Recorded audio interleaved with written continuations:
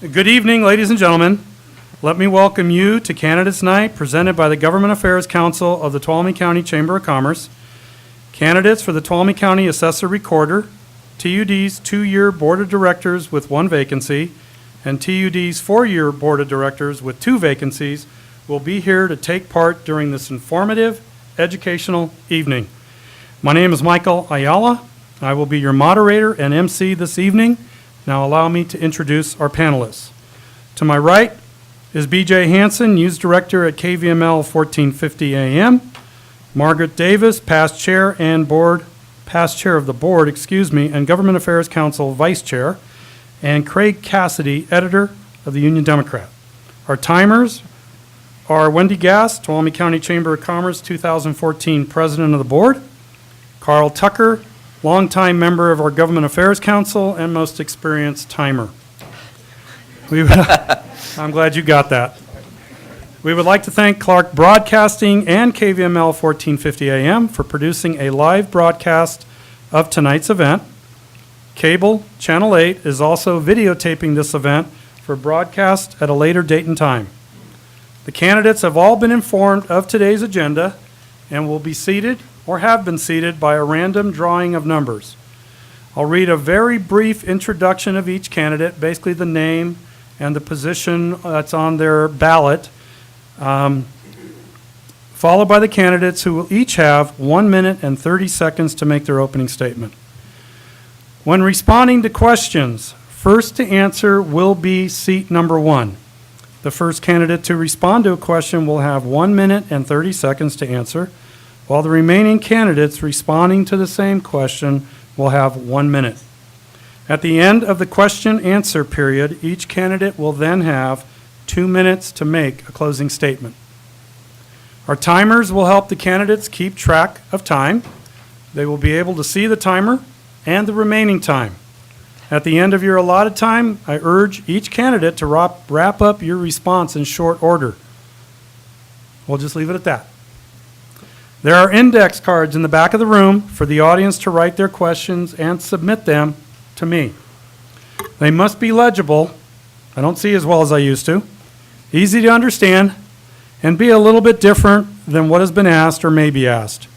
Your question may make it to the panel, but please keep in mind the panel members already have several questions before them, and time must be available for an additional question to be posed to the candidates on the dais.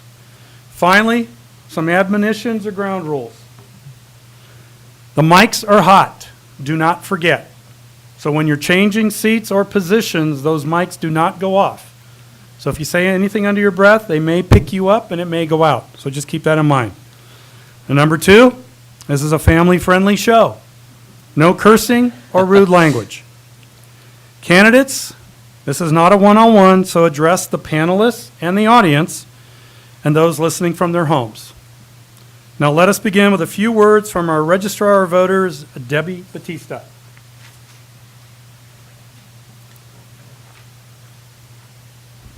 First, I want to thank the Chamber for giving me the opportunity to get out some dates and statistics for all of the voters in Tuolumne County. Probably the most important date that's coming up is the last date of register to vote is October 20th. Your registration card needs to be postmarked by October 20th.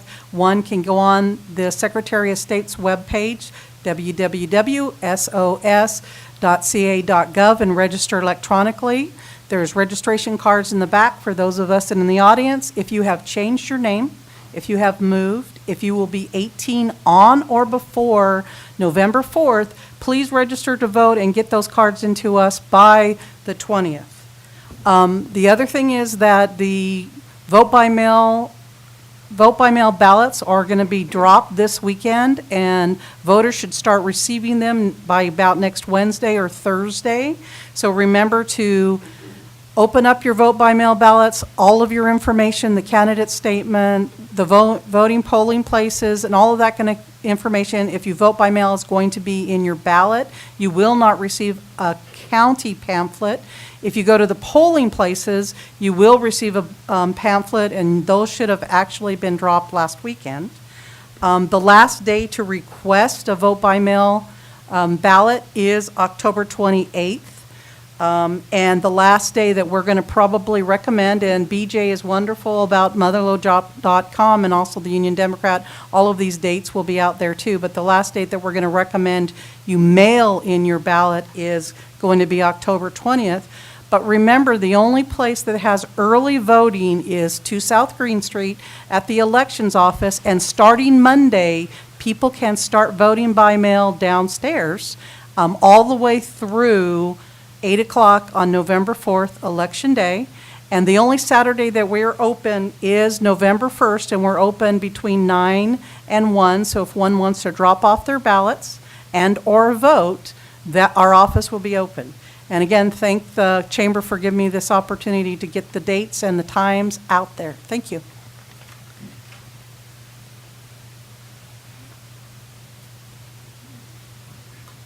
So, the candidates for Assessor Recorder that I will introduce are Kanan Whitman, Appraiser, Business Owner, and Michael Dambacker, Appraisal, Business Owner. With that, Kanan, your opening statement. Okay. Hello, everyone, and thank you for coming out tonight, and thank you to Tuolumne County Chamber of Commerce for putting this event together. I would like to go ahead and use this time to tell you a little bit more about myself. I'm a husband and father, and have been involved in our community through a couple of ways. I've served as president of the Ponderosa Hills Recreation Club, as a Sunday school teacher at my local church, and as a member of the Sonora Sunrise Rotary Club. I also own a small business with my wife in downtown Sonora where we employ 3 people. And as someone who owns a small business and works as an appraiser within the assessor's office, I'm excited to be here tonight to discuss all the things we can do to help small businesses in our county, such as a change to the minimum assessment requirement and also the adoption of Prop 90. I'm also looking forward to discussing the upcoming challenges the next assessor recorder will be facing, such as the implementation of a new tax software system and the handling of over 8,000 properties with decline in value status. Thank you. And Michael Dambacker. Good evening. My name is Michael Yes. My name is Michael Dambacker. I'm a candidate for the Assessor Recorder's Office. Michael, turn it on, please. I guess you turned it off. Good evening. My name is Mike Dambacker. I'm a candidate for the Tuolumne County Assessor Recorder's Office. I'm from a local family here and a lifelong resident of Tuolumne County. I've shown stability in this community. I've been very involved in this community. The premise of my campaign are 3 main points. Number 1 is my education. Number 2 is my qualifications. And number 3 is my experience. My education, I have a business administration degree. Under qualifications, I'm a state certified general appraiser with the state of California. Under experience, for 5 years, I was a senior appraiser for the Tuolumne County Assessor's Office. I was 5 years, I was a staff appraiser for El Capitan National Bank. And for the past 18 years, I've run my own business, Dambacker Appraisal Services. It's been a very successful operation. There have been over 4,000 appraisals done in that time. Some of the things I like to see happen during my term is a public outreach. I noticed knocking on doors, talking to people. A lot of people don't even understand what this office is really all about, how it operates, how it functions. I think we need a public outreach program on that. I'm a proponent of Proposition 13, and I will fight all attacks against Proposition 13. Thank you. Thank you very much. Ready, Carl? All right, for the first question to Kanan Whitman, BJ Hansen, KVML. Thank you, Mike. Mr. Whitman, when it comes to the Office of Assessor Recorder, is there a way to modernize the office and make it more efficient? There are several things that we can do. The first one, and we're coming to it, the first one is going to be the implementation of a new tax software system. That'll happen sometime within the next 4, maybe 8 years. But the other things that we can really also focus on is the modernization of the business property system, of the new tax software system. And then also there are some policies that we can do. The first one is a change to the minimum assessment requirement, which would make our office a lot more cost and time efficient at the same time. Sorry. Thank you. And Mr. Dambacker, same question. Is there a way to modernize the office and make it more efficient? Well, I'm sure there is. There's a system in place there called the CREST system, and from people I've talked to that's been working in the office since I've been there, and that was 25 years ago, and that's about the time this system came in place. There's several ways of modernizing it, but it all boils down to one thing, money. And the office has been trying for years to get the funds to put a system in place, and it's not happening. I think what needs to happen is to kind of look outside the box and work with other departments that need to be modernized, and go in a system that will work with other offices within the county. And that way, we can probably get something put together. So there's definitely answers out there, but it's a dollar problem, and I think, like I say, combined with other offices, we can go somewhere with this. Okay, hold on, Margaret. I'm waiting for the timekeeper to set the clock, and he's doing good. And the next question, when we're ready, will be by Margaret Davis to Michael Dambacker. All right. Many people do not understand why the assessor's recorder is elected rather than appointed. Do you think it matters if the position is elected rather than appointed, and why? It matters very much. There was a time, a long time ago, when all these different offices were elected offices, but in the consolidation of these offices, it became appointed by the Board of Supervisors or the county administrator. Now, what happens, why is elected important? It's important because it's a check and balance system. You have to be independent, yet you still have to have the wherewithal to work with other departments, but you need to be independent, and that's the reason this office has been an elected office for all these years. Okay, thank you. Kanan, do you want the same question? I mean, you want me to read it again? No, it's fine. I Okay. got it. Margaret? Oh. And a little, okay, go. I also believe that the office should be an elected position because it does work immediately with the public, and the public needs to have an influence over that position. And it is something that does affect every single taxpayer and property owner in Tuolumne County. And it is something that should be elected, just because just as Mike said, there does need to be those checks and balances. Thank you. As soon as the timer is ready, Craig Cassidy will ask the next question.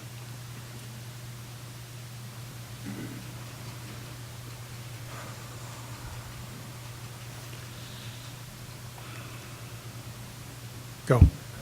The county assessor is also in charge of the county's archives. I wonder if either of you, or, well, I guess Keenan first, has given much thought to how this department will be administered?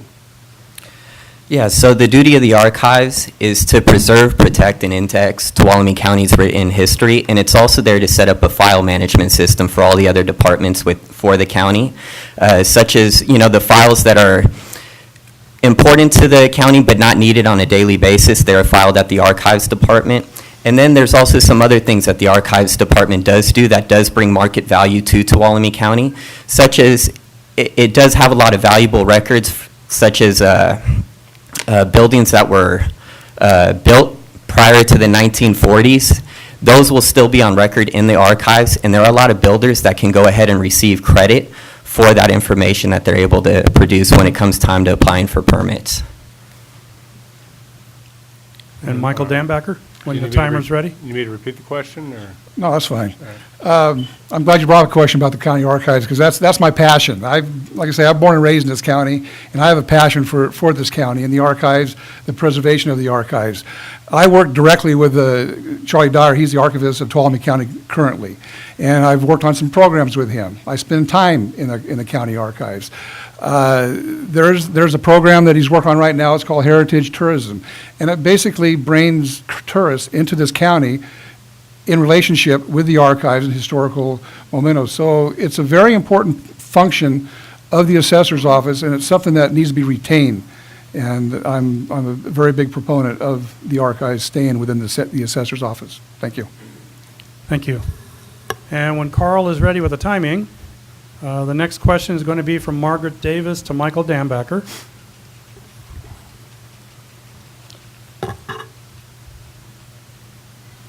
Margaret, go ahead. If assessor or recorder were an appointed position, Do you believe the Board of Supervisors would consider your education, background, and experience sufficient to qualify you for such an appointment? Please explain your answer. Well, I wish it was not an appointed position, but if it was an appointed position, like you said, absolutely, like any job. I think in education, there should be a criteria for the job.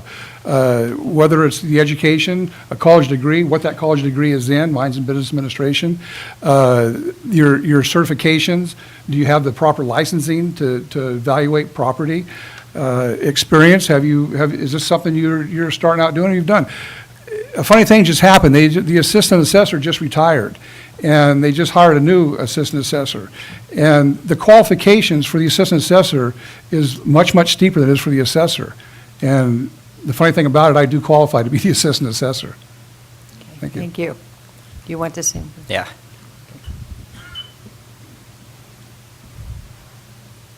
Okay, Margaret? Okay. If assessor recorder were an appointed position, do you believe the Board of Supervisors would consider your education, background, and experience sufficient to qualify you for such an appointment? Please explain your answer. I do believe so, and the reason for that is because I do have experience within the office as an appraiser. I also have experience in the private sector as an appraiser, and I also have experience in the real world as a small business owner. And then I also have a vision for the office, too. There are a couple things that I would like to see our office do. The first one is I'd like to see our office advocate for the adoption of Prop 90, which would strengthen Prop 13 protections for seniors by allowing them to transfer their base year value inter-county. And also, I would like to see our office become a lot more cost and time efficient. And we can do that by making a change to our minimum assessment requirements, which would make our office more cost and time efficient, and it would also provide tax relief to over 400 small businesses. Thank you. All right, I think it's that time for closing statement, and we'll start with Kanan and then go to Michael Dambacker. I'd like to close with telling you all the things I will work for as assessor recorder. I will work to make the office more cost and time efficient while providing tax relief to small businesses. We can do this by making a change to the minimum assessment requirements, and I will also work to strengthen Prop 13 protections for seniors by allowing them to transfer their base year value inter-county. I believe this is a good idea because it will create an incentive for retirees to choose Tuolumne County. And what follows a lot of retirees are their pensions and 401ks, which is all money from outside of our county that then comes into our county and is spent locally. My top priorities as assessor recorder will be to make sure each property is fairly and accurately assessed, and to make sure we are doing all that we can to protect the public from identity theft, such as removing personal and private information from publicly accessible documents. And as an appraiser within the assessor's office, I am aware and prepared to meet the upcoming challenges the next assessor recorder will face, such as the implementation of a new tax software system and the handling of over 8,000 properties with decline in value status. Lastly, I do have the office experience, the management experience, and the appraisal experience to lead the assessor recorder's office in a professional and cost-effective manner. I am endorsed by the current assessor recorder, Ken Catano, the former assistant assessor, Kevin Townsend, and I am also supported by the Tuolumne County Association of Realtors and the Stanislaus Tuolumne County Central Labor Council. Thank you. And I respectfully ask for your vote on November 4th. For more information, you can visit my website at voteforwhitman.com. Thank you. Thank you, Kanan. And Michael, when we're ready? Sure. You're asking yourself, why vote for Mike Dambacker? What does Mike Dambacker bring to the table? Well, like I mentioned in my opening statement, I bring the education, the business education. I bring the experience. I've worked 25 years in the 18 years in the private sector and 25 years in the whole appraisal situation. My licensing qualifies me to appraise all types of properties. It's the highest license the state of California issues. So if someone comes into the assessor's office, someone like Hetch Hetchy or Walmart, and they're pounding the table on, I don't like my values, I need somebody to look at it, I have that licensing. I have that experience. I deal with corporate lawyers. I've been doing that for 25 years. An appraiser, too, in the office is not qualified to do that. I want to use my experience as a business owner to meet the challenges of this office. I have extensive knowledge of the appraisal industry. I have extensive appraisal background. Like we mentioned on the archive question, I have a passion for this county. The archives portion of this office is very, very important to me. I intend to preserve that and keep it rolling. The county is in a unique position. You have someone that has an appraiser or someone going for the assessor's office, recorder's office, that has public experience. They worked at the assessor's office. They were senior appraiser at the assessor's office. Then they went out and gathered 18 years of private, successful business work as an appraisal firm. I appreciate your support. Thank you.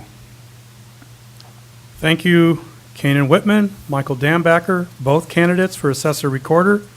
For our radio audience, you're listening to the Tuolumne County Chamber of Commerce Candidates Night. We're going to take a 3-minute break and return here on the Mother Lodes News Station, AM 1450 KVML. Thank you.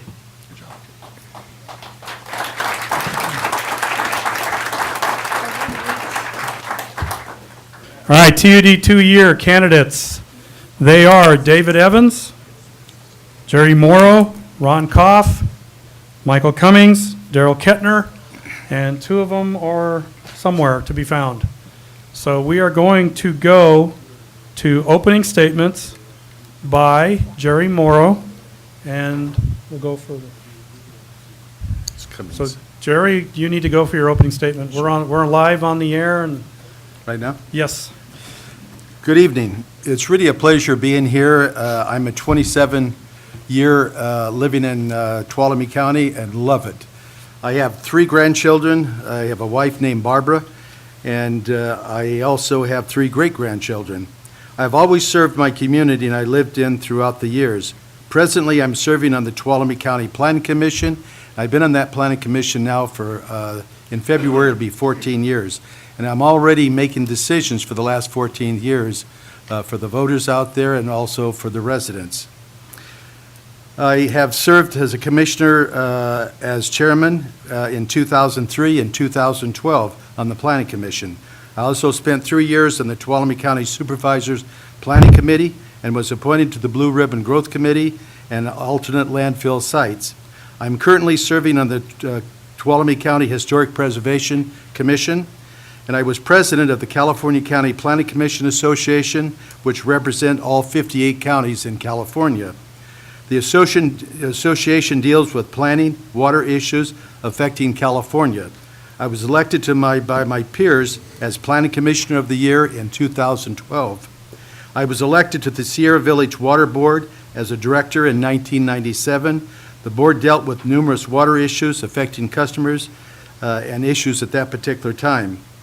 I was also a trustee on the County Board of Education, and my time is up, my goodness sakes. Thank you, Jerry Morrow. Jerry is running for the 2-year seat, retired sales.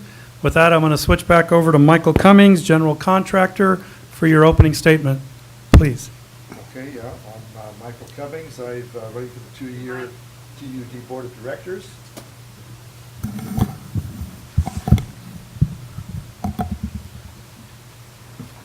I'm kind of the new guy on the block, so I can't speak of having a lot of experience with the with water departments, but I have a lot of experience with engineering and with general contractor business.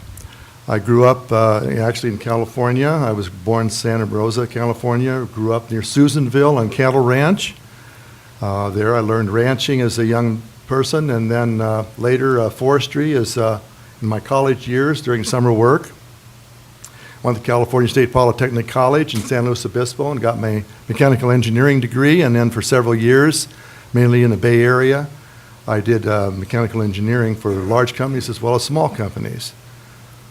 I've served on boards of other private entities, and I have, when I moved to Sonora over 20 years ago now, I've been a general contractor, mainly in the design and development and building of private properties.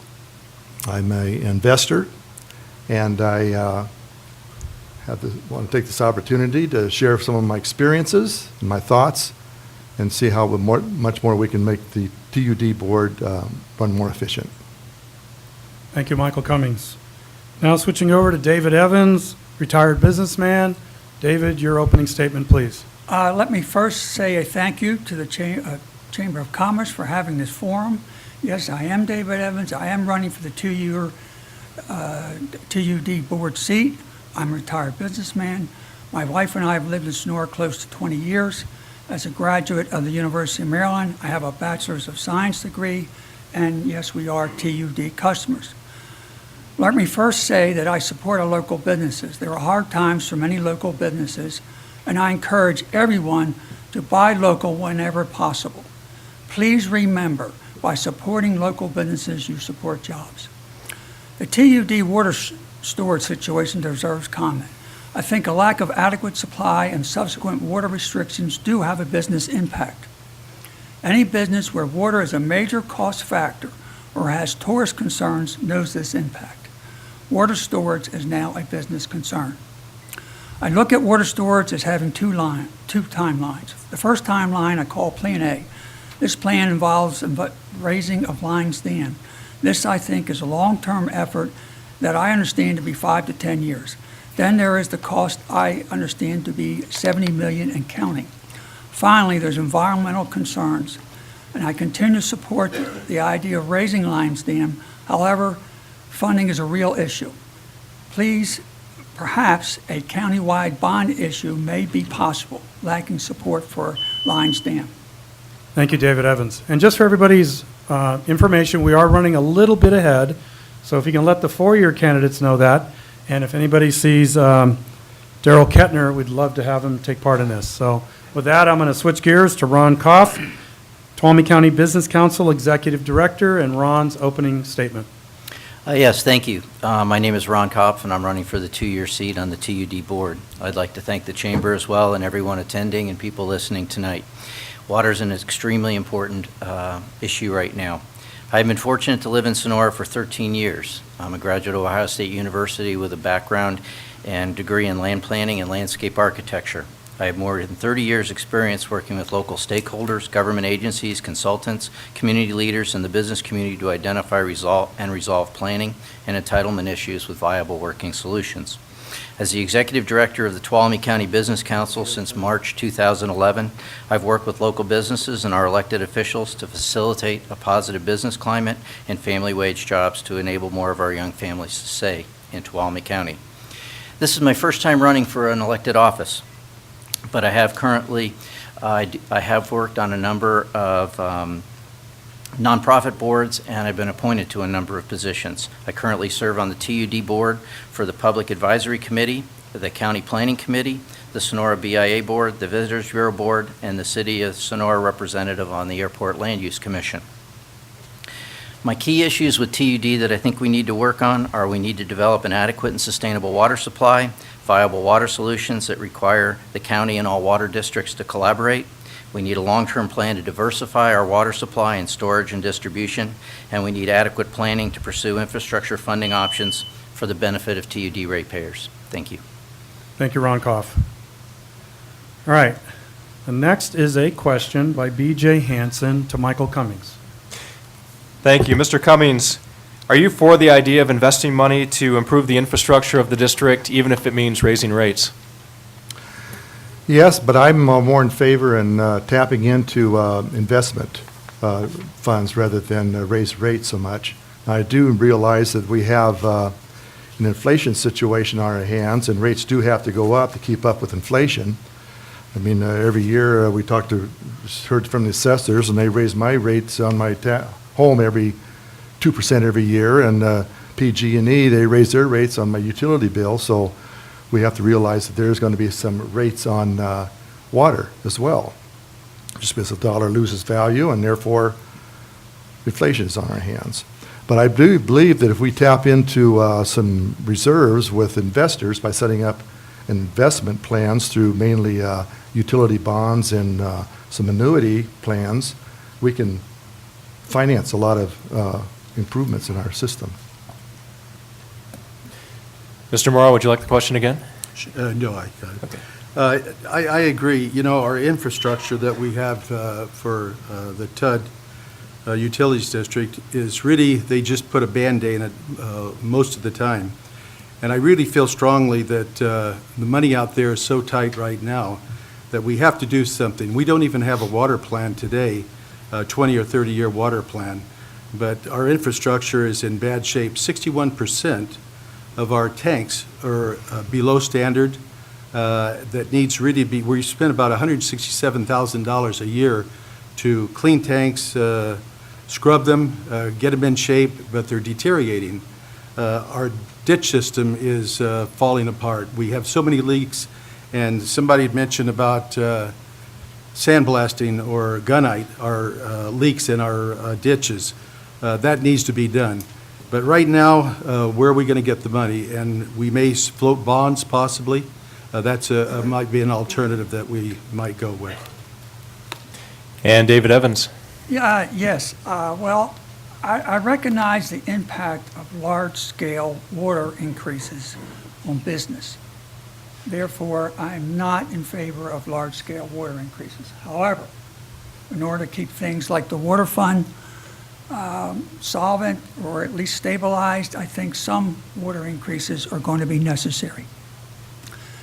Likewise, I support the idea that somehow we have to get money by either bond or some other, maybe perhaps by the state or some sort of major grant to do infrastructure repair, to upgrade our system. So that is my thoughts. Thank you. And Ron Kopp. Thank you. Yeah, TUD needs to run as a business, and water is their commodity to sell, and we have to be very careful when we're in drought situations and others of how we manage that water, because the more we cut back, the more revenue we impact, which impacts TUD's ability to operate. But some reasonable and prudent increases may be necessary over time. What's happened with TUD in the past is they haven't done adequate increases, and they've just kept it flat, and then all of a sudden you run out of money and you need to do a large increase. So if you can't do some small increases, that impacts you. However, you need to make sure that you do it very carefully. But I think before you do that, we need to look at adequate studies to make sure that we're prepared to take advantage of grants and low-interest loans and a number of programs that are out there to fund. And you have the drought funding right now, you have the IRWIP, which is the Integrated Regional Water Management Plan, and you have the State Water Bond, which are all funding sources that we should be going after and looking at. Okay, as soon as the timer is ready, Margaret Davis will ask the next question of Jerry Morrow.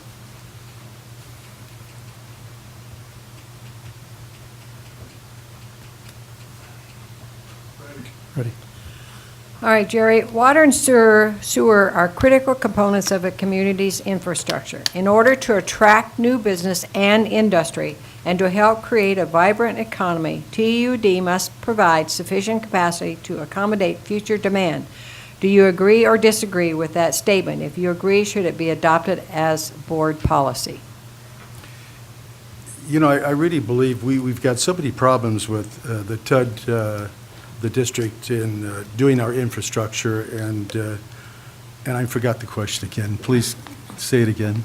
Water and sewer are critical components of the community's infrastructure. In order to attract new business and industry and to help create a vibrant economy, TUD must provide sufficient capacity to accommodate future demand. Do you agree or disagree with that statement? If you agree, should it be adopted as board policy? You know, I don't. The reason is because I feel very strongly about the water issues that we have today, about our infrastructure and about what we're going to do for the water and where we're going to get it. I'd pass on that. I don't know the answer. Okay. Okay, as soon as the timer is ready, Margaret, to David Evans. Do you want the question again? Yes, please, if you don't mind. Water and sewer are critical components of the community's infrastructure. In order to attract new business and industry and to help create a vibrant economy, TUD must provide sufficient capacity to accommodate future demand. Do you agree or disagree with that statement? If you agree, should it be adopted as board policy? In the long term, yes, I agree with that statement. But in the short term, I feel from many people I've spoken to Thank you, that David. the finances of TUD first have to be stabilized. There's a lot of borrowing from the sewer fund to the water fund. There's chasing of monies at the end of the year to balance the budget from interest and various other accounts. So I think in the short term, we need to stabilize the finances of TUD, and in the long term, do what you said in that question. As soon as the timer is ready, Margaret to Ron Kopp. Do you need the question again? No, I'm okay. From a sewer infrastructure standpoint, from a plant capacity, we do have adequate capacity. It's not the plant itself, it's the distribution lines that get there. And so we have to look at those on an individual on an individual project basis. From a water supply standpoint, I don't believe it's just the TUD and the ratepayers' responsibility to look at long-term supply and adequate supply. It's a county-wide responsibility to look at that, because if we don't have adequate water supply and you go into moratoriums, that impacts our whole economy and our quality of life. So it's a responsibility we all need to share and look at. Okay, thank you. And as soon as the timer is ready, Margaret to Michael Cummings. You need the question again? No. Okay. Yes, we need, I believe, we need growth, and we need to create a better job environment for our community. But I'm one who believes that instead of compacting everything in such a small area, we need to spread out. And we need to have it set up so that we have more use of septic systems and wells that will provide our needs, either in industry, industrial buildings as well as private buildings. And by doing this, it takes the load off of TUD for these services. And it also provides the ability that having more wells available so that when there is a shortage of water, there can be a way to tap into those wells by having people sell basically water from their well into the TUD system, provide other demands. All right, as soon as the timer is ready, Craig Cassidy will be asking, is it Ron Dave. Kopp? Dave, right? David, yeah, thank you. Okay. All right, we're good. All right, this Dave Evans. Let's see, TUD has been criticized in the past for what some see as excessive pay and benefits for its employees and for an outsized engineering and construction department. Do you agree with these critics, and what would you change, if anything? Well, I'm not sure that there's excessive pay. I don't know what other water districts are paying their employees, so I think if we need to have a study as to compare TUD's current salary and benefits with other water districts, I think that's in order.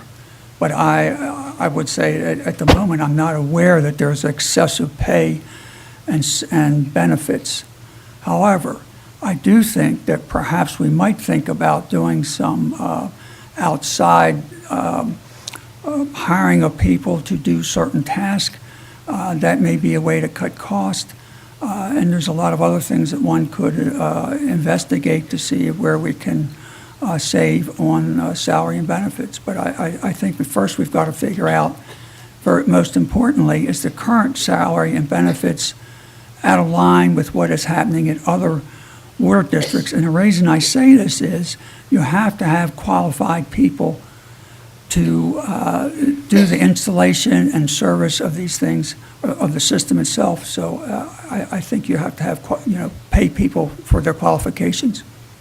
Thank you. Okay, and as soon as the timer is ready, Craig Cassidy to Ron Kopp. Ron, did you need to? Could you repeat it again? TD has been criticized in the past for what some see as excessive pay and benefits for its employees and for an outsized engineering and construction staff.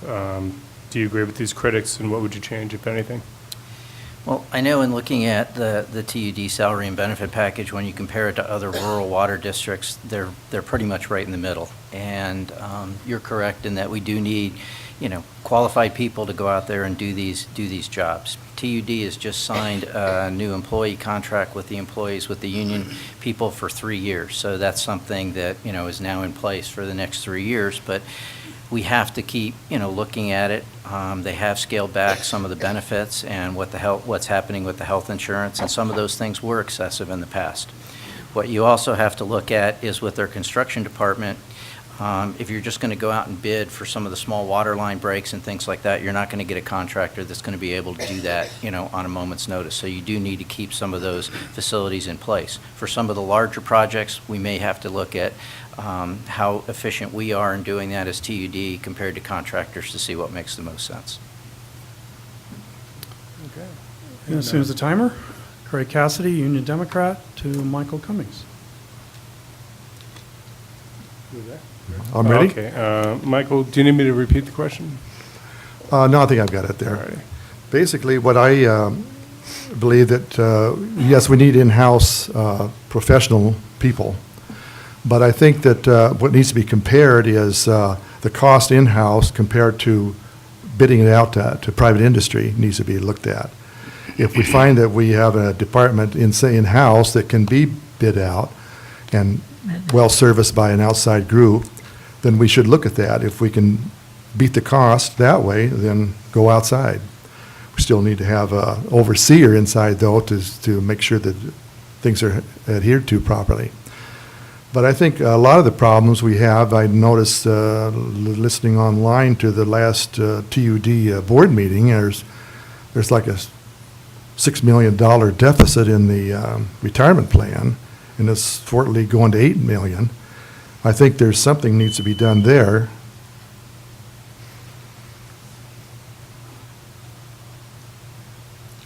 Okay. Good. Craig to And Jerry then Moore. Jerry, do I need to repeat the question? No. The union is negotiated, they have the union that they bargain with, and I'm not, as far as going on to their pay raise or their pay fees that they've gotten in the past, I don't have a problem with that if I'm elected. But we do have a great amount of consultant fees that we pay out. I think that some of these could be done in-house, and I've noticed that the amount of money that they pay for consultant fees is quite a bit. So I would think that as far as the union goes and their wages, I'm pretty happy with that if I'm elected. Okay. Margaret? One more? One more. So who do I start with, Ron? I think it's wrong. I think it's my turn. Water conservation is a major issue in Tuolumne County. What is your opinion of the property owner being required to pay the renter's water bill rather than the renter, who is ultimately the only one who can control their own water usage? I'm not in favor of having the renter pay the landlord pay the water bill. I'm in favor of having the renter pay it. It works for power, it works for other utilities, it should work for TUD to do that as well. It's my understanding in talking to TUD that was something that was offered up by their accounting department. After they looked at it, they actually found out to implement that was going to cost more money. So they have scaled back and they're not looking to do that right now. But when you have the landlord pay it and the renter doesn't pay it, TUD can turn off the water, the landlord can't turn off the water. So it just makes it a very untenable situation. I'm not for it. You want the Margaret, question when repeated? the timer is ready, Margaret Oh. to Michael Cummings. Michael. We're ready. Do you want the question again, or? Yeah, go ahead. Okay. Water conservation is a major issue in Tuolumne County.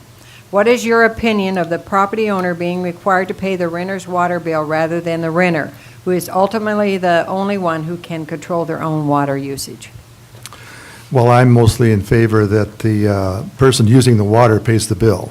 That way you have the control of if a person uses too much water, he's got to pay for it. Now, I have apartment rentals in the Bay Area that I bought when I was over there, and of course, having a complex, I have to pay the water for the tenants in a multi-unit building.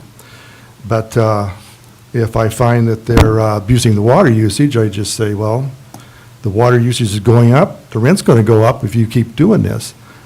So in that way, I have some control. But I would think that a tenant renting a house or a business renting a unit in an industrial building should pay the water, and therefore they are the ones who are going to have to be responsible for their water usage.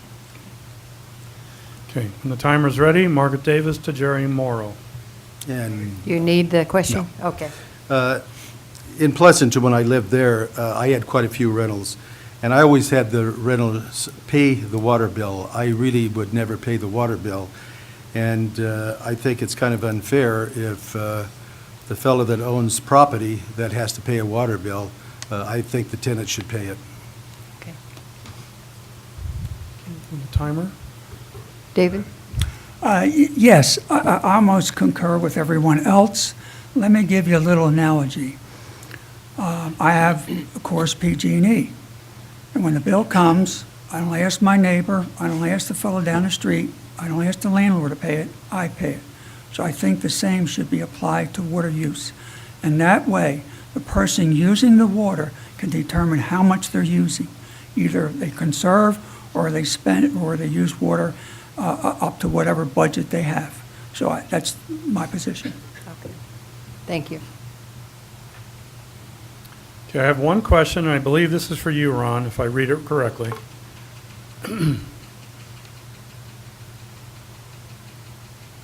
As owner of RDK Development, assisting developers in moving projects forward, which includes an adequate water supply, do you see any conflict of interest being on TUD board? No, I don't. When you're dealing with a residential development or a commercial development or something like that, you have to look and analyze the TUD system. You got to work with TUD to make sure there's adequate supply. You've got to look at where the infrastructure is and how that ties together, and that's what I've been doing for years. That's why I have a lot of understanding of how the TUD system operates. I think it's incumbent upon new projects coming on board, which typically tend to be more water efficient, to do everything they can to stay water efficient and make sense. When you start having more mixed-use projects that are a little bit smaller lots, more efficient use of the land, they tend to also tie in with the water and sewer that TUD is providing, rather than having these large lots that are sprawled all over the place that tend to go on well and septic. So in the fact that I work with that and I understand that situation, I see that that works very well. We've had a number of other directors on the TUD board in the past that have been ag users and others, and they all tie in this community to different ways, and you just have to look at the issues, and if there becomes a conflict, you recuse yourself, but that shouldn't come up very often. Thank you. All right, as soon as the timers are ready, we'll start with closing statements, 2 minutes. And we'll start with Michael Cummings. And we're ready. Well, thank you for this opportunity to come out and hear what we have to offer and being candidates for the TUD board. I want to thank the Chamber of Commerce for hosting this time together. My theme is, my campaign is conservation and growth. Ways to conserve, I believe, is to improve our current lake storages by dredging them deeper for more storage and less loss of water to evaporation. Now, I think a lot of our water is lost to evaporation because we have shallow reservoirs with a wide surface area. So the larger the surface area, the more evaporation is going to take place. Same way with our water ditches. We have a lot of water lost through the absorption of the soil as well as evaporation. And I think pipelines in place of many of these water ditches is going to resolve a lot of that loss. We have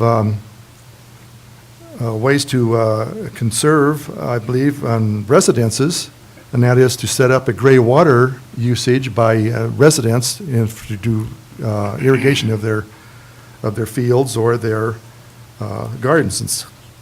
I think that if we should have a sliding scale that's so that water hogs have to pay the bill for their misuse of the water. TUD must grow. It needs to meet future demands of water, especially as the weather climate produces less snowpack and rainfall in the future. One way is to build, in conjunction with PG&E, more deep lake storage of water at the higher elevations to cut down on evaporation loss and generate more electric power. We must encourage consumers with incentives to use wells on their properties where practical. Funding TUD expansion. Thank you, Michael Cummings. And as soon as the timer is ready, Jerry Morrow, closing statement. I want to thank the Chamber for giving us the opportunity to be here tonight. And like I say, I'm a 27-year resident of Tuolumne County. And the reason that I really got involved, I didn't think that I would be running for this board. But when we all decided to go ahead and conserve, we put our buckets in our showers and we let our lawns go dry. And, you know, we conserved, everybody did. It was a benefit to all of us and for our county.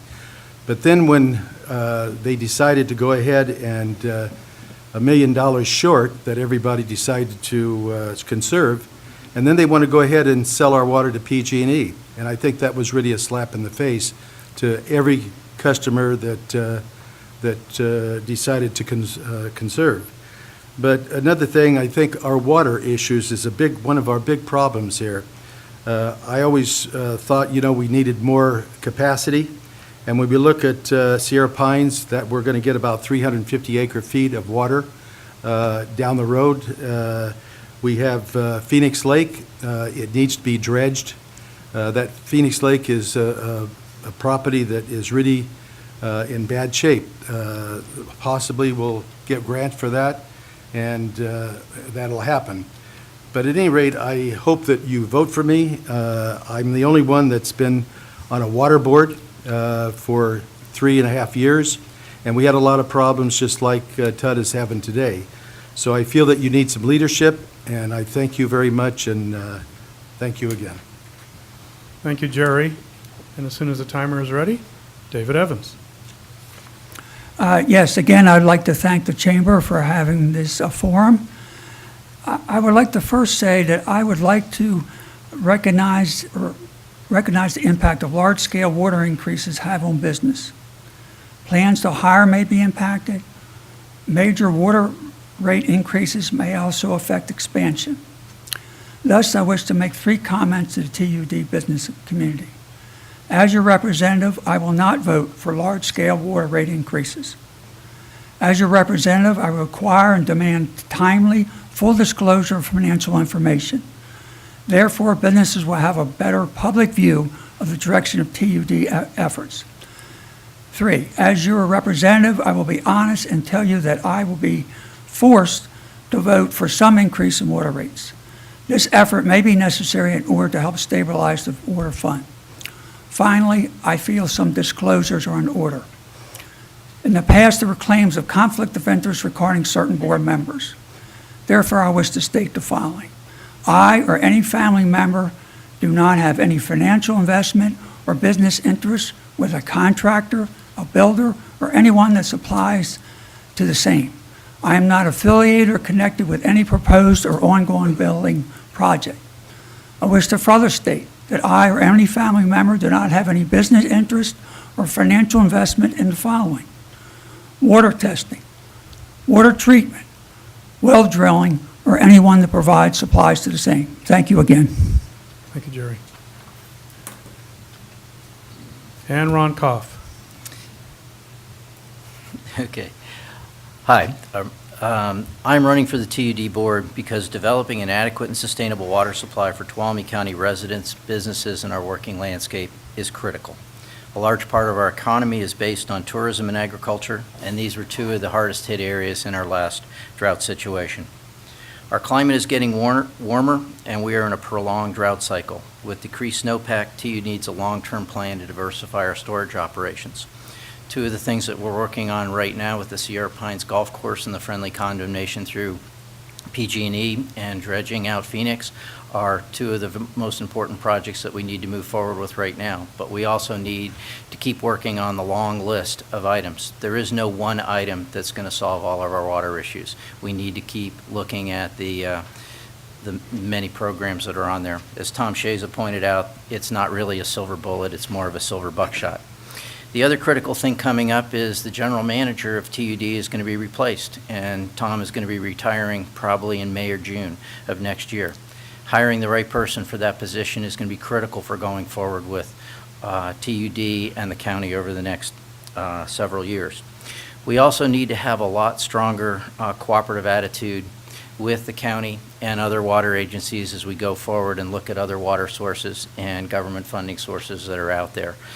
TUD can't do it on their own. The county can't do it on their own. The county used to do it. They abdicated it to TUD, and that can't happen anymore. We need to work together. The county putting together the water policy committee is a step in the right direction. TUD reaching out and getting more public input is a step in the right direction. It's not going to be easy. It's going to be expensive. We need to go after as many funding sources as we can. With our rural county, we can make sure that we can get some of these funding sources, but it's going to take a lot of work to get there. I'd appreciate your vote on November 4th. Thank you. And your TUD two-year candidates are Michael Cummings, general contractor, Jerry Morrow, retired sales, David Evans, retired businessman, and Ronald Koff, Tuolumne County Business Council Executive Director. Thank you very much. And with that, for our radio audience, you're listening to the Tuolumne County Chamber of Commerce Candidates Night. We're going to take a 3-minute break and return here on the Motherlode News Station, AM 1450 KVML. Thank you.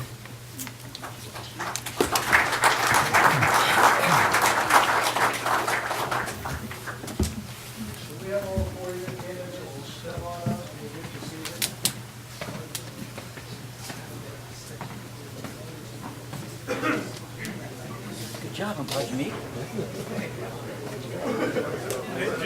Jim, we got a little more push this time.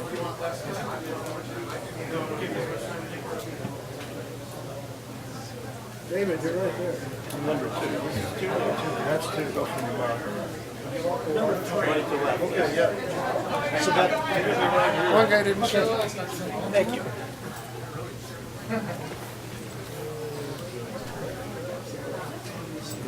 Good to see you.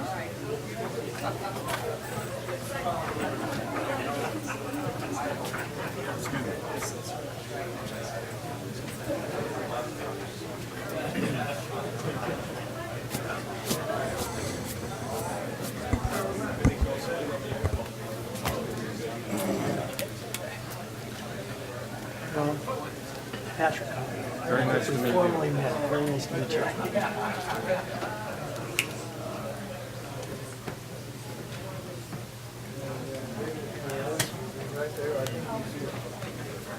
Would you guys like some water? I have some, Sure. thank you. Great, just in case. Yeah. As long as it's TUD water.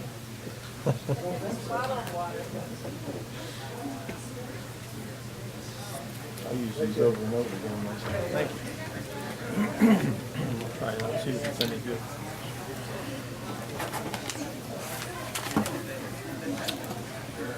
Thank you very much. Just a reminder to everybody, your mics are hot. So anything you say Yeah, I just set it underneath. will be used Thank you. against you.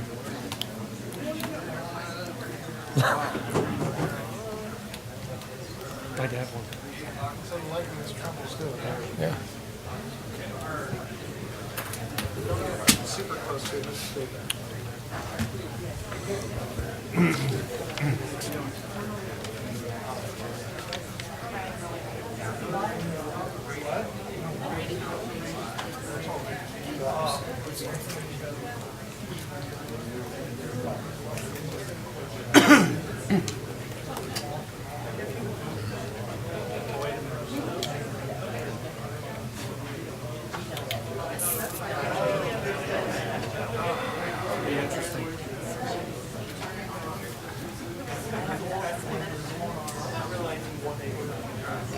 Minutes out of schedule? 11.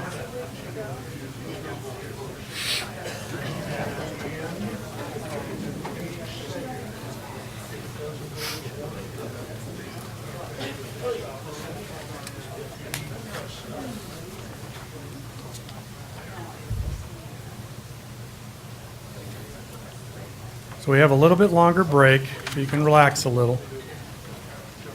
Giving our timer some time to get adjusted, the audience to change seats. Huh? And we have a little more time.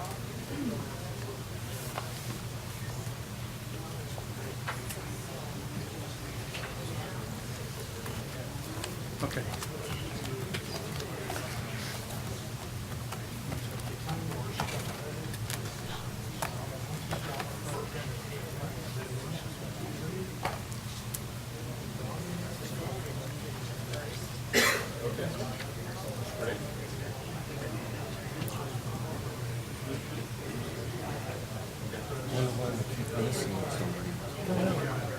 Seems odd.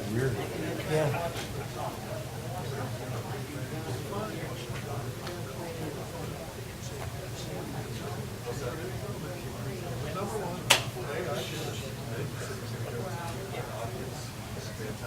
Just call me Dick. I thought there'd be more people here too. Maybe a lot of people are listening in. That could be. A little bit more comfortable than before. Yeah. About a minute and a half.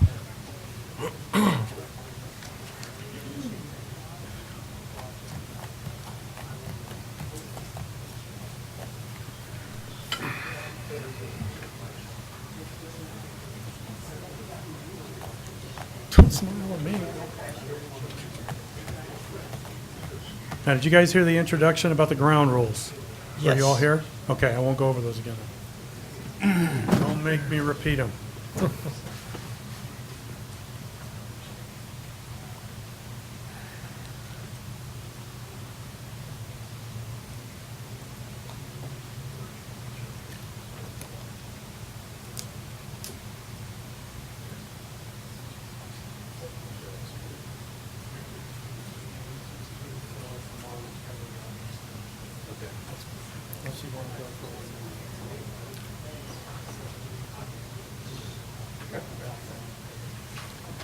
Okay. I got to watch Mr. KVML over there. He's listening in.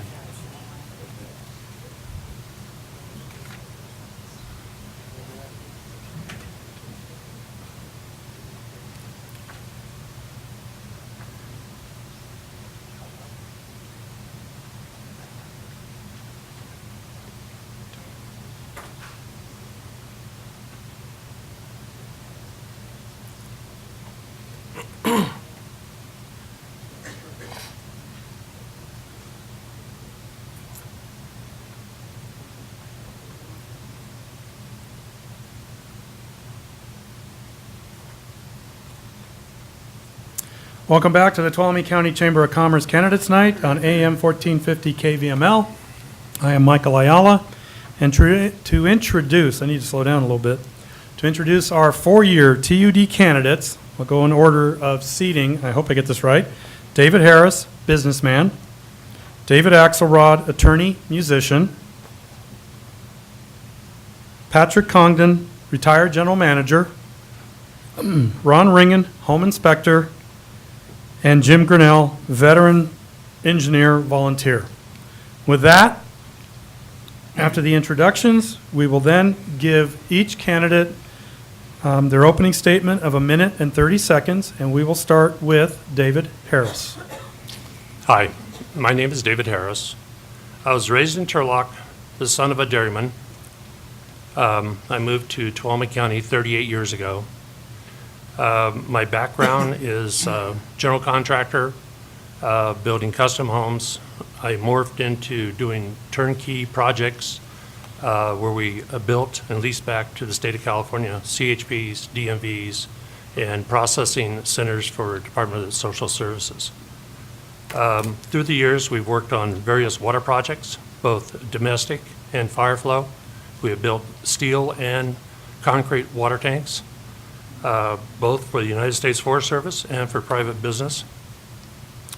I've been married 35 years to my wife, Gwen, as of yesterday.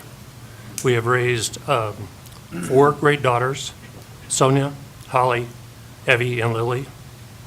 The reason I'm running is to help solve the water problem, and I'd like to see my kids and the future generation not to have this problem. Thank you. Thank you, David Harris. As soon as the timer is ready. Mr. Axelrod. Thank you. My name's David Axelrod. I'm running for TUD Board. And I want to first off thank the Chamber of Commerce for giving us this opportunity to hold forth for me and for everyone else as well. I believe in democracy. I think it's a good thing. I also believe in good government. That's why I'm running for the board. I think there's a lot of things that we can do to keep government above board, transparent, and avoid conflicts of interest. One of the most important issues that's facing the world and specifically Tuolumne County right now is the drought. I believe this drought cycle will end hopefully this winter, but we have a trend towards dryness and drought that will continue. There will be more water in the ocean and in the atmosphere, less on the land. And my first priority is to conserve, conserve, conserve. I have a lot of experience in that, and hopefully I'll have a chance to go into that. And my background is I have worked as a landscaper, firefighter, park ranger, a lawyer, and a teacher at Columbia College. Throughout this experience, I've emphasized the study of water conservation, and I think there's a lot of things TUD can do with our limited resource to try to save water through irrigation and encouraging native plants and the use of gray water. And so I thank you very much. That was David Axelrod. And as soon as the timer is ready, we'll go to Patrick Congdon, retired general manager. Thank you very much. Good to see everybody here tonight, and also to those that are listening at home. Thanks for participating. I am Patrick Congdon. I'm running for one of the 4-year Board of Director positions with the Tuolumne Utilities District. I have 34 years of paid public service in municipalities, 2 county agencies, and 2 independent special districts. Sole purpose districts similar to the Tuolumne Utilities District. I also have about 20 years of volunteer firefighter experience, and I think both of those are enabling me to look at the future of the Tuolumne Utilities District with a much broader view. And given that the board position is primarily volunteer, yes, there are stipends offered to board members, but I think with my volunteer experience, it shows that there was a commitment and also the dedication to a service. Thank you. Thank you. And as soon as the timer is ready, we will go to Ron Ringen. Okay, thank you. Hello, I'm Ron Ringen. I've been carefully watching TUD for at least 5 years by attending over 100 regular TUD board meetings and over 40 special TUD board meetings, in addition to many TUD committee meetings. I spent those literally hundreds of hours because of my deep concern about water supply in Tuolumne County. I was worried long before most citizens were even aware we had a problem. Now it's a hot topic, and you voters need to choose 3 TUD directors from a pool of 11 candidates. Amazing. Anyway, the key points I'd like you to remember are: 1, the new TUD board will be responsible for selecting a new general manager, since the current GM will be retiring next year. This is a critically important task for the board that will have long-term effects. Choose your new directors wisely. 2, drought may be our new normal in Tuolumne County. I believe that there are a number of things that TUD should be doing to ensure that we will have water we need for our homes, businesses, agriculture, and tourism in this county. Choose your new directors wisely. 3, I know TUD's infrastructure, its employees, its strengths, and its problems. I'm also a good listener before making recommendations and decisions. Choose your new directors wisely. And finally, remember, Ringen's right for TUD. Thank you. Thank you, Ron. And as soon as our timer is ready, Jim Grinnell, veteran engineer and volunteer. Thank you. I was elected to the board 2 years ago, and unfortunately, a truck ran over my ankle and broke it, and I resigned because I really couldn't do the job that I was elected to do. I think I have a superior education. I have a bachelor's degree in engineering, a master's degree in industrial administration, a master's in health administration, and I studied toward a PhD in finance. I also took Becker CPA review course years ago, but I never took the exam. My life experience includes, as mentioned, a veteran. I was a public utility inspection engineer for Los Angeles Department of Water and Power, a management consultant, a volunteer, and I've done extensive volunteering in the community. I'm an easygoing, cheerful guy, get along. My education includes financial accounting, financial management, and financial planning. I understand the necessity of upgrading TUD's computer programs and the data collection system. TUD still needs improved financial reporting, but we're doing a good job. One of the things that's currently missing right now is, that would be helpful, is a cost of service study that, so you can get the finances and everything, correct, so we know when we can charge and when we can't charge. And thank you. Thank you, Jim. Now, one of your candidates was unable to be here tonight, Delbert Rotelli. Actually, his wife delivered a note to me this afternoon. It's very short. Let me read it to you, just so you know. I am sorry, but I will be unable to attend tonight's candidates night, as I have been admitted to Sonora Regional Medical Center due to a medical condition that requires temporary treatment. I would like to talk to anyone who wants to talk to me about TUD. If you have questions, please call me at home. Thank you, and again, I am sorry I couldn't be with you tonight, Delbert Rotelli, and if anybody is interested, I do have his home phone number, but I thought best not to distribute it widely. Delbert Rotelli is an incumbent, and with that, we are ready to start our questions with BJ to David Harris. Thank you. David, what is the best way for Tuolumne County to increase its water storage capacity, and how should that be accomplished? Well, first off, we're going to have to partner with somebody. The first partner we need to look at is the county itself. There's an interest from the supervisors I've talked to, and setting in on a meeting with the county's new water agency committee meeting. That would help, but we need to bring in some deep pocket partners. And there's a lot of them out there. Turlock Irrigation, Modesto Irrigation, East Stockton, South San Joaquin. The thing is, I think there's a win-win here if we look at it and we're diligent in what we're doing. We came close to raising and building a bigger Lions back in the mid-'90s, and that was with Stockton East. And I think all those options are still on the table. The silver buckshot is great, but remember, like with a shotgun shell, you have to have the powder to get those buckshot out there, and we just need more storage, pure and simple. So, thank you. Thank you. David Axelrod? And when the timer is ready, Can I get the question again? Because BJ to David Axelrod. all that reference to firearms, I kind of lost the point of the question.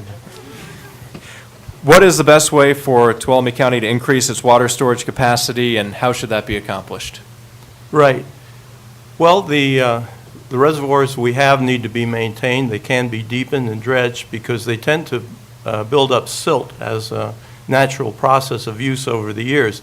I don't think they can be made much deeper than they originally were because of the lay of the land, but deepening the reservoirs and also adding some small reservoirs. Another possibility is to work, instead of in competition with the other water districts down in the valley that seem to have superior rates in many cases. If we work together, we can have greater funding to build a larger storage capacity for the future. But basically, my main message is water is a limited resource, and we have to live within our means and have only sustainable growth that pays for itself as it goes. And when the timer is ready, BJ to Patrick Congdon. Ready. Would you like the question again? No, I'm fine, thank you. Excuse me. What I would do is start off with looking at the projects that have been proposed or approved, projects that are ready to be worked on, the Phoenix Lake project in particular. I do support the project as it has been outlined in the proposed plan. I would also look at the new reservoir potential up in the Twainhart area, work that potentially could be done at Lyons Reservoir, and also look at what opportunities might exist coming out of New Melones. I know that requires discussions with the water district, but I see that as an opportunity. Something I would throw out is something that's being discussed statewide, which is groundwater storage. And granted, given our geological setting, it may not work in the upper regions of the county, but possibly in the low-lying areas to use groundwater as a potential storage site. Thank you. And as soon as the timer is ready, BJ to Ron Ringen. Ready. I would like to hear it again, please.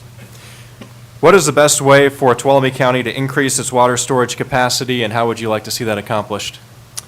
Okay, it's a great question. It's got many answers to it as far as I'm concerned. It's going to take, right now, there are already several proposals that are on the table that have already been discussed. The Phoenix Lake restoration, the new reservoir up behind Sierra Pines Golf Course, and then, of course, we have a multitude of areas that used to hold water along the ditch system that need to be re-identified and refurbed so that they will hold water once again. It's going to take a lot of out-of-the-box thinking and looking at everything. Thank you. And as soon as the timer is ready, BJ to Jim Grinnell. Question. Ready? I don't need the question repeated. Your question was the best way. And I had a very interesting chat yesterday with Gregory Oliver.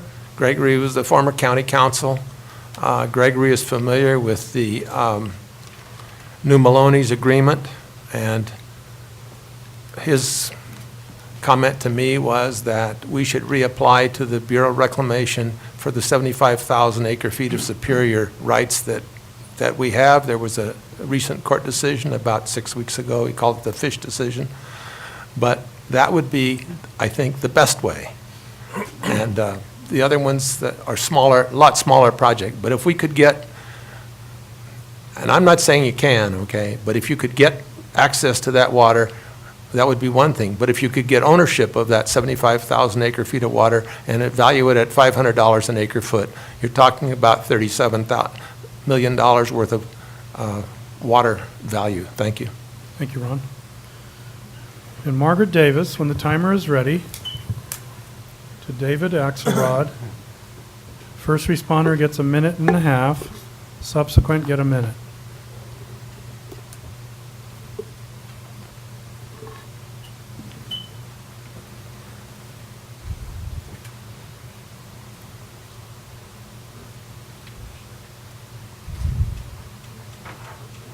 Margaret, can you read the question? Go ahead and read the question. Okay, go ahead. David. District-generated revenue is below the level necessary to qualify it for state and federal grants. It seems that rate increases are the only way to generate enough revenue so TUD qualifies for grants to improve the system. How do you feel about raising rates to get the state and federal grants? Okay, I don't necessarily accept the premise of the question, but I will answer the question anyway about raising rates. I'm against raising rates. That's one of the main reasons I'm running. I think raising rates with many commodities where you have a choice as how much you use, like let's say cola or gasoline, you can cut your usage. But water, I think the existing ratepayers have a right to at least a minimal amount of water while being encouraged to conserve, or even having a sliding scale on the rates so that those who use more water wastefully would pay more than those using it frugally.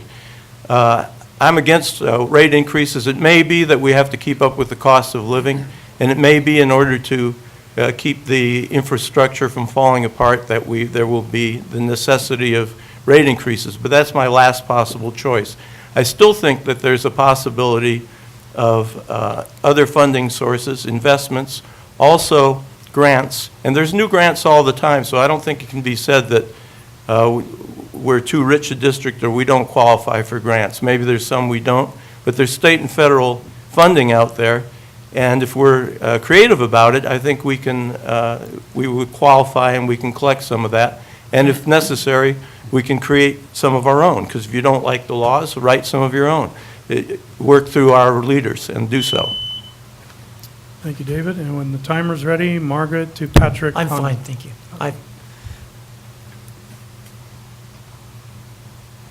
So I would like to start off by saying that I think there are many ways to look at increasing revenues, or at least going back and looking through the budget to see where we might make cuts. Now, I know the current board has done a very good job of looking at that budget, but one thing I would offer would be, and something I mentioned at last week's meeting, was the privatization of certain programs within the TUD. And I can hold a study in one hand that would say that it doesn't work. I can hold a study in another that does say it does work. And I think that you could potentially increase revenues that way by not spending as much. The issue of going out after bonds, I have been responsible for pursuing bonds in the past, pursuing grants, and although I don't know the specifics of what has been discussed tonight in relation to what TUD can't or can do, I know there are opportunities out there for districts of this size. Thank you, Patrick. When the timer is ready, Margaret to Ron. You need the question again? I think I would. Okay. District-generated revenue is below the level necessary to qualify it for state and federal grants. It seems that rate increases are the only way to generate enough revenue so TUD qualifies for grants to improve the system. How do you feel about raising rates to get the state and federal grants? Okay, thank you. I am a TUD ratepayer, so I'm sensitive to rate increases just like everyone else. In the past, if we look back, we would see that there's been long years lengths of where the rates were artificially held down, where costs continued to escalate.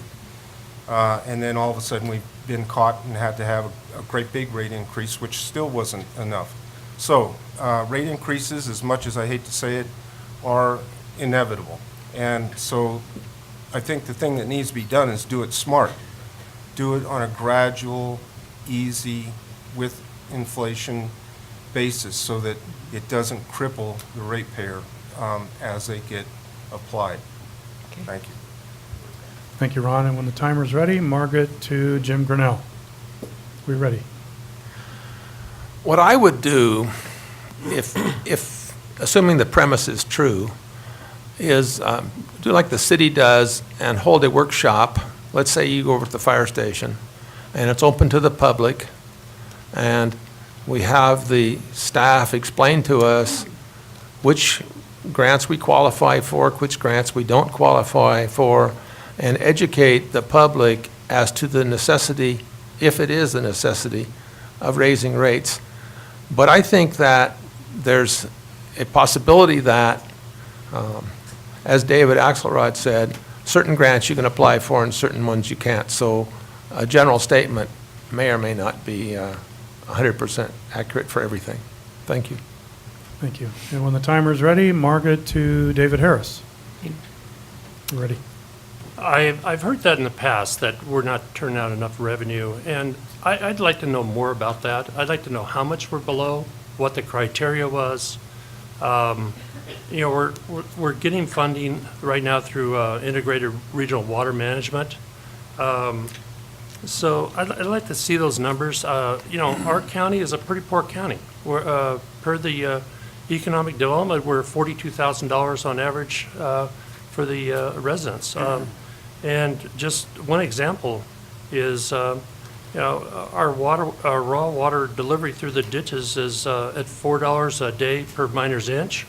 That comes out to $80 an acre foot, and that's too much. Honestly, if we're going to support ag up here, $80 an acre foot is ridiculous. TID, and I know that's after power water, but they charge only $30 for 3 acre feet.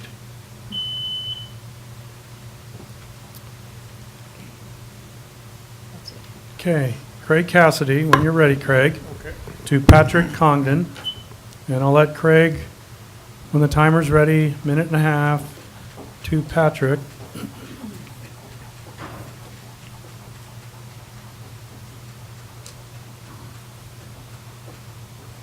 Okay, Craig. We good? Okay. The TUD board in coming months will be hiring a new general manager. What will you look for in a candidate? knowing that the board's position is to set policy and create a vision for the agency, what I would look for in a general manager would be one of providing guidance to staff, taking the vision of the board and conveying that to the staff of the Tuolumne Utilities District. And also one that could work cooperatively and collaboratively with the board and with agencies within the area. I think it's critical that a level of respect is shown towards the general manager by the board and vice versa, the general manager to the board of directors. I think that technical skills are important, but given some of the things that came out in the grand jury report based on performance evaluations, I've been there before, and in many cases that means that if it's an overburdened group of supervisors, there's internal issues that need to be dealt with, and that should be the job of the general manager. That shouldn't be the job of the board of directors. The general manager should be in charge of his or her people, and I believe it's going to be critical to find someone that can perform in that capacity. Okay, as soon as the timer is ready, Craig Cassidy Could I have that to question again, please? Ron Reagan. We good? TUD Board in coming months will be hiring a new general manager. What will you look for in a candidate? I actually already have a complete list. It's almost a page long that I have discussed with Tom Sasha. There's a multitude of things that I feel that a general manager should have as his repertoire. All the usual things, of course, but I think he should be very cognizant of the triple bottom line, of what the ditch system is all about, and I mean, there's a real knowledge of small water districts and the issues that they have, because we are a unique area and there's unique issues, so that would be it. I'd be happy to share that, by the way. Okay, when the timer is ready, Craig to Jim Grinnell. Good? I'm good. Jim, you know what the question is? Yeah, I got the question. A week ago, I said that what I would like to see is someone with some business experience, and that's true. But I also recognize that it's necessary to fully understand the complexity of this system, okay? We've got an aging infrastructure, we've got corrosive soils. So perhaps, maybe, someone that, if we have an internal succession plan, maybe someone would generate, maybe one of the engineers, maybe it's somebody, and that person maybe could take some classes in financial management or so that he can get or she can get the benefit of all the skills that are necessary.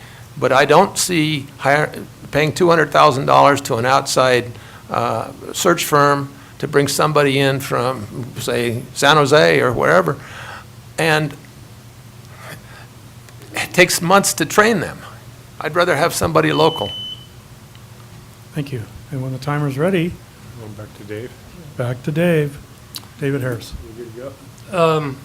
The person's got to be a good communicator, some business background, rounded, and I really would be looking for somebody that's looking to do a win-win situation, because that person's going to have to look to help us partner with somebody, and it's going to have to be where we're going to win, they're going to win. An ideal candidate, if he'd like to resign from where he's working right now, would be Ron Patel. Good communicator.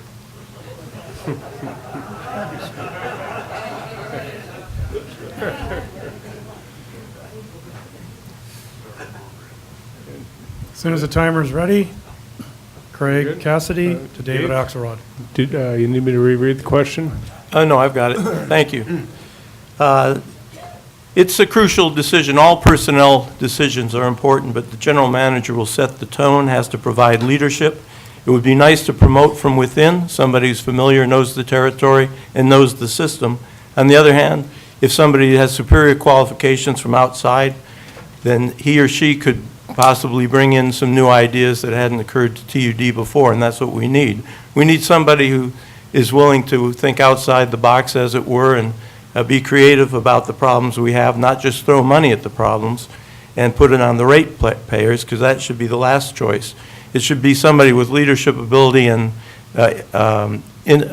academic training so that they know how to conserve water and know how to sell those techniques to the public and to our users.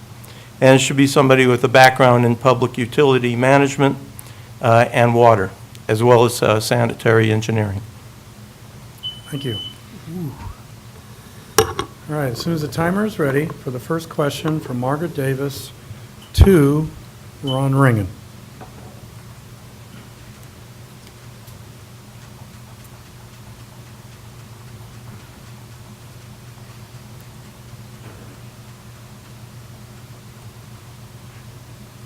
All right, this next question was asked for the two-year candidates too, because it was sent in to us, and I know it may be put on hold, but it may come back again. Water conservation is a major issue in Tuolumne County. What is your opinion of the property owner being required to pay the renter's water bill rather than a renter, who is ultimately the only one who can control their own water usage? Well, I am a landlord, and I was concerned about this when it first came up. I've looked at it in detail, and I can see both sides of the story. It's gone back to staff to rework it. So quite honestly, I'm going to reserve my decision on that until I see what they come back with, because right now we don't know what that new proposal is going to be that they're looking at. Okay. Jim? As soon as the timer's ready. We'll go from Margaret to Jim Grell. Well, first, there's nothing wrong with insisting that you have a guarantor. If you build the tenants, you could have the landlord as a guarantor. The landlord has the option of buying wholesale water, putting in additional meters so that they can recharge, they can charge to each of their customers as each of their tenants. So that's what's done in some of the mobile home parks. The landlord pays the bill and the tenants pay the landlord. So it isn't very difficult, and if you don't get paid, you file a lien. And you know, if the property sells, you want to get paid. Do it legally. Thank you. Okay. As soon as the timer's ready, Margaret Davis to David Harris. We're ready. Thank you. You can't have conservation if you got somebody using and somebody else paying, period. There would be no conservation of electricity if the landlord was paying for that. I see it pretty simply. The tenant has to be responsible for their water use, and if they don't pay in a set period of time, TUD needs to cut the water off. I mean, the landlord has no ability to go in there and cut it off. So it's a pretty simple little question. Thank you. Thank you. And the timer is ready. Margaret to David Axelrod. Yes, I've heard that question, but I have a totally different response to it than what I've heard so far. I strongly object to TUD or any other public agency interfering with the landlord-tenant relationship. Whether the landlord pays or the tenant pays is something that's subject to negotiations, subject to a lease or rental agreement. And even small government like TUD should not be interfering in that relationship. I do think that there's reason to believe that I myself, I'm a homeowner in Tuolumne County, but I rent my office. I want to be able to meter my own usage, which I'm not able to do. It's lumped in with some others.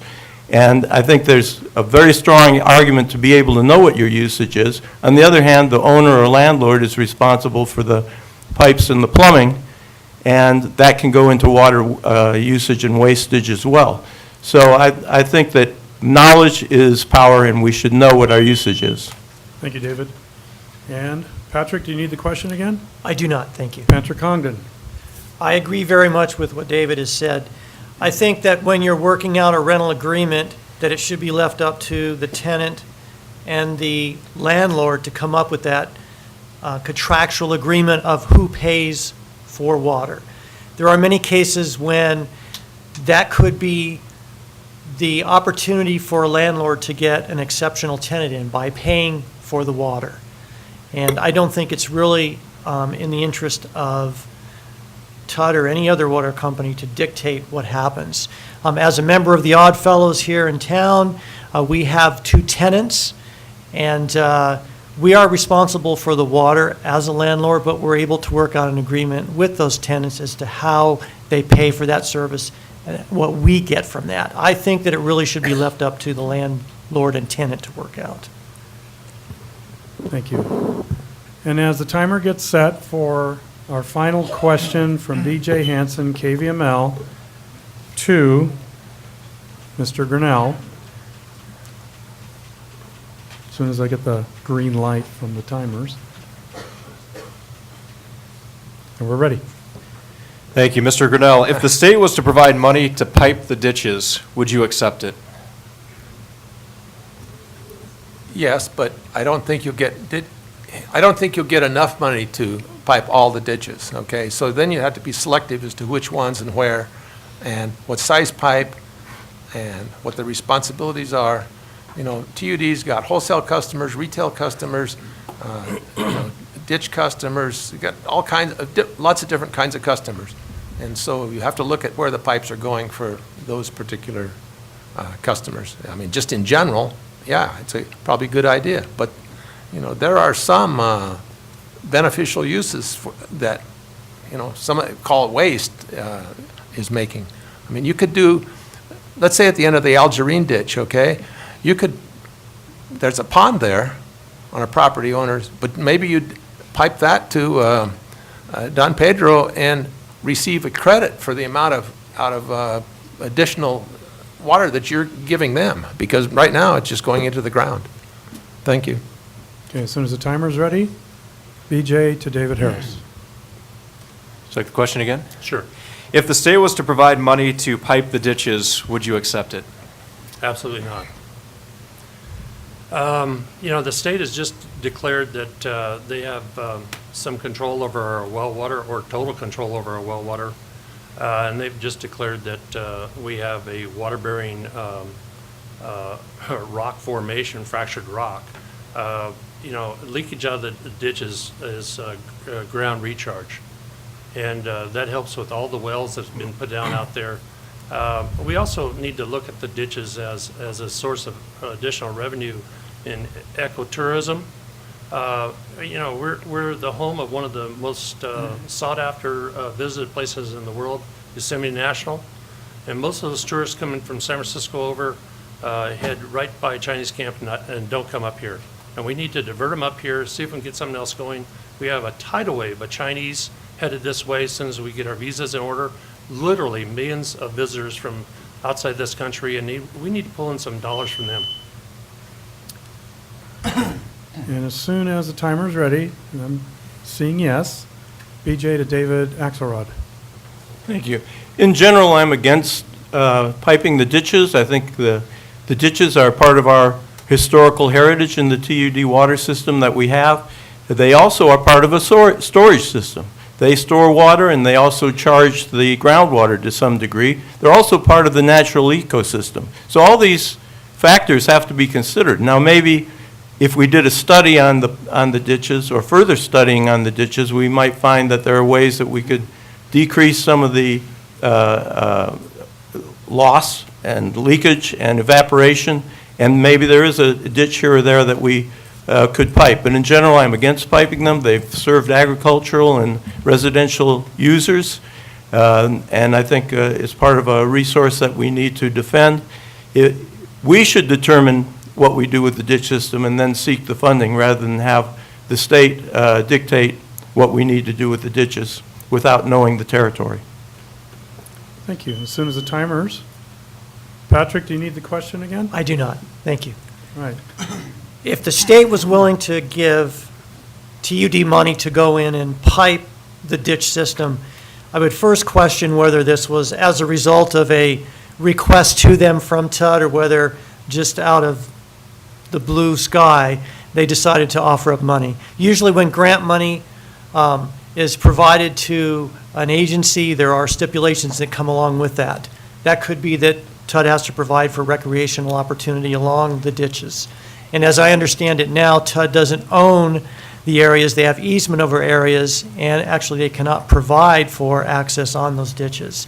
Now what I would do is look at, as TUD is doing now, look at those areas that most require attention in the form of piping. And that would be as an alternative to just going out and shot creeking areas. And I think one of those areas is in a canyon that has been categorized as an extreme fire hazard area. And if a fire was to go through that area, not only would the delivery system be lost, but potentially very, very long downtime. Thank you, Patrick. Ron Ringen, do you need the question repeated? I don't think so. Thank you. Okay. Timer ready? Okay. First of all, the state will never give us money to pipe the ditches, so. But be that as it may, that is a community heirloom, and it's up for historical preservation. It has many, many uses. The ditches are owned by the property owners that it runs through, so I think that you would find that you would have a major uprising of the folks that have that ditch that runs through their property because of the beauty that it adds to their property and the value that it would take away if it was to be piped. So that's sort of a non-starter in my mind. Thank you, Ron. Jim Grinnell, do you need the question repeated, or are you good to go when the timer's ready? Didn't I already? Did I missed it? Okay, thanks for reminding me. Everybody's been covered? All right, we got a little public service announcement. Video of this forum will also be available on Cable 8 YouTube channel in the next couple of days. Search for Tuolumne County Community Access Cable 8 on YouTube. And with that, it would be time for closing statements, 2 minutes each by each candidate. We will start with David Harris. Thank you, Mr. Ayala. Thanks to the Chamber for putting this on. Next year's board has got a really important job, and we got to hire a new general manager, and we can't fail. We got to bring in somebody that's good at the job, somebody that can meet the needs, can listen to the community, listen to our potential partners, and we need to solve this problem. There's a good chance this drought is going to continue based on the forecasts I see, and having 50% reductions in water, just don't get it. A lot of people moved up here to have some gardens and stuff, and they've sacrificed, and I'm not a big sacrificing person. Conserving is one thing, but gee, man, Christmas. So the thing I'd like to do, if you elect me, I'd like to get out in the community, have some forums, get a consensus with everyone as to what we need to do, sit down with the board, and go forward and resolve this problem. I mean, let's quit kicking the can down the road. Let's get enough storage so that we're not out there scrimping and losing our front yards and worrying. Let's take control a little bit and get something done. Thank you. Thank you, David Harris. David Axelrod, as soon as the timer's ready, and you're getting the affirmative. Thank you, and again, I want to thank the Chamber for sponsoring this shindig. I've certainly enjoyed it so far. I also wanted to say I've got flyers available on the back table, or you can get one from me giving my background, which I'll go into in any event. Before I go into my spiel, I want to say that I hope that Del Rotelli is okay and recovers. He's a nice guy, as we all are, and I miss the fact that he's not here. I would say this, that one of my main reasons for running, besides keeping rates low, is to not use the ratepayers as a cash cow to support unrestrained development.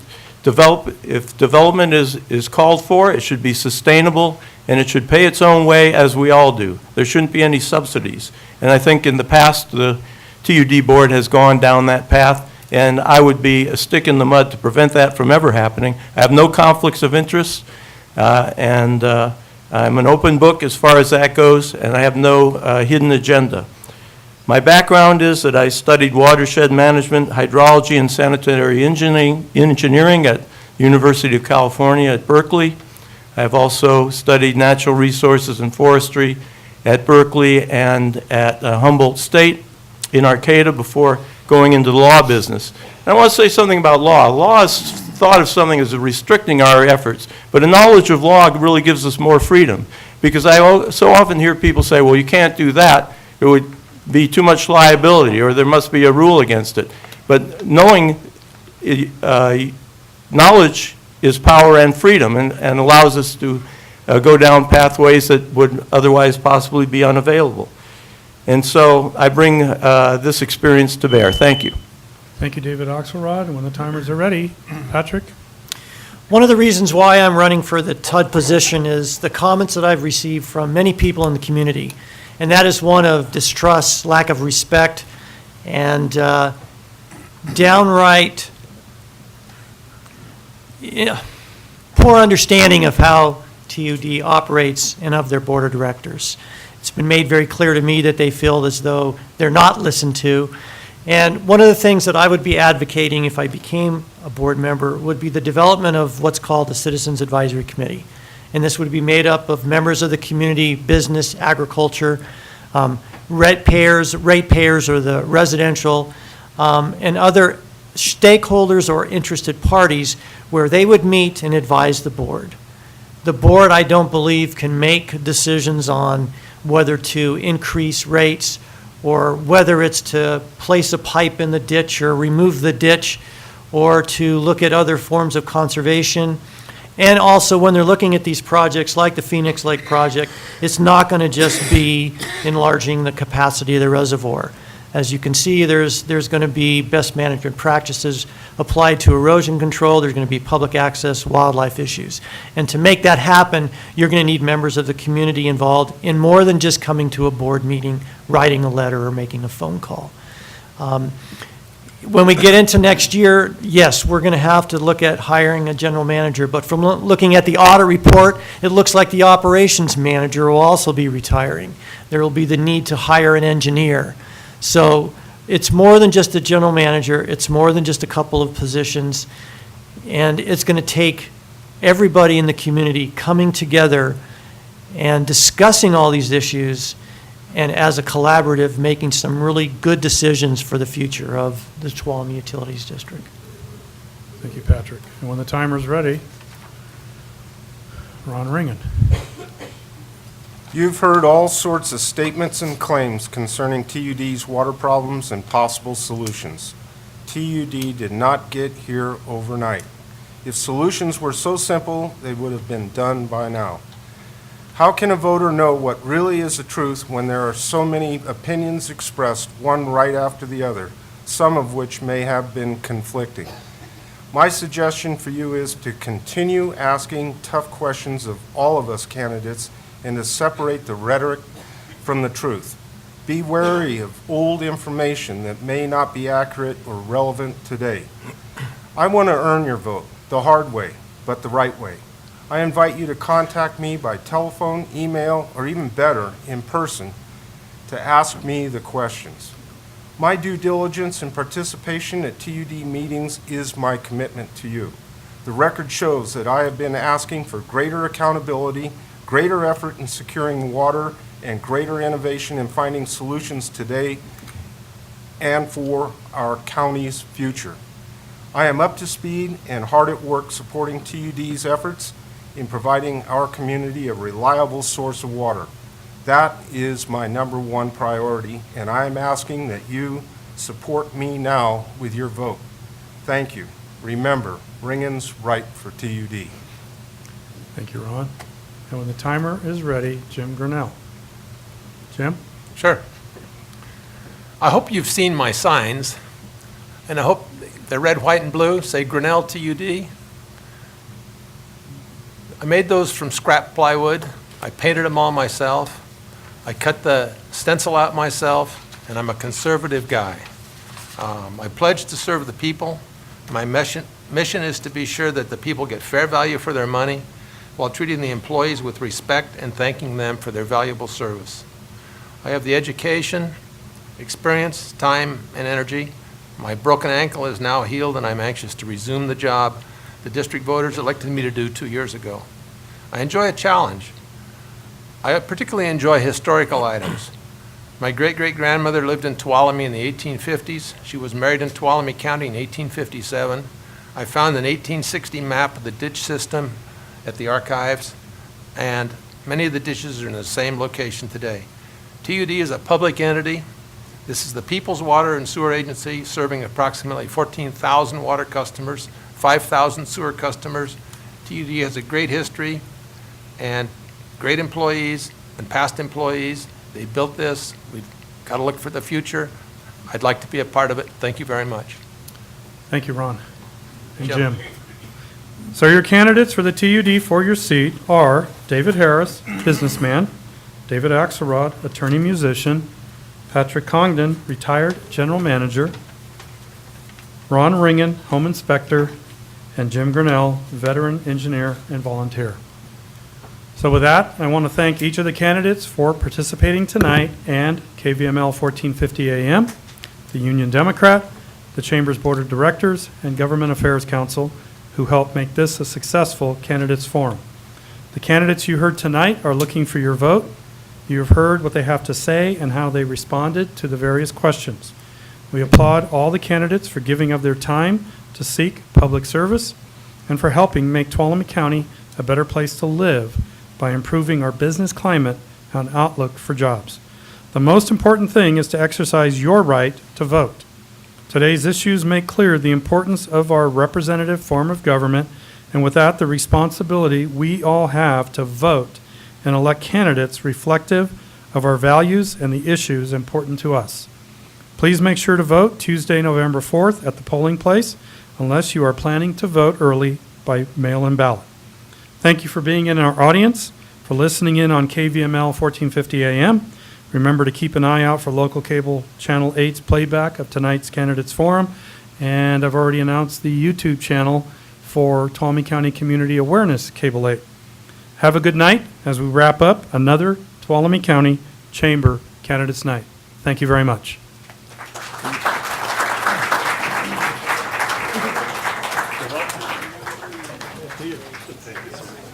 Patrick. Good luck, sir.